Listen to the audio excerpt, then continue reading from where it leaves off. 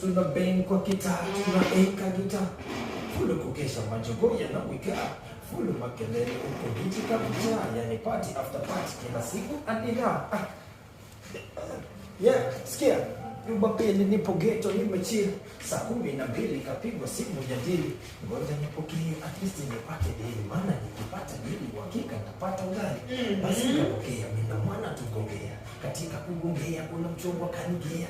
Bila kuchelewa chapu nikajia nikatoka ndani nikiwa na furaha. Mbio nikadandia bajaji. Nikamuuliza wapi mwamba kanipa ramani. Nilishtuka baada kunipa ramani. Aliniambia tunaingia msituni, sema sikuwaza sana, nilikuwa na mwameni. Hado nikaianza safari. Nilipofika ghafla simu ikaita. Nikapokea, akasema geuka. Nilipogeuka, yeye akaondoka, akanipa ishara. Nifuate bwana, nilianza kumfuata nikiwa na hofu sana. Nikaanza kuona kiza wakati ilikuwa mchana. Ilibidi nimuulize mwamba kuna nini huku? Akaniambia maswali huku marufuku. Hebu tulie, songa mbele mtoto kiume, alafu shike sheria wala usiende kinyume. Bana tayari kwa ndani ya 18 tukiwa tunabishana, kuna watu wakatokea. Wapo wawili wakaanza kuongea.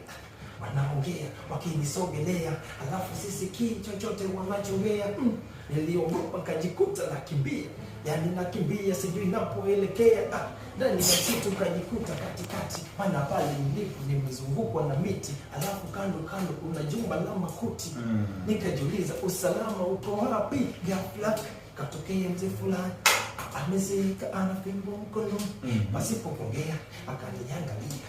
Kanionyesha njia na kunisisitizia, oyo kiu unakimbia nyuma mwiko kuangalia, saizi huwezi kuelewa kwa nini nakusaidia.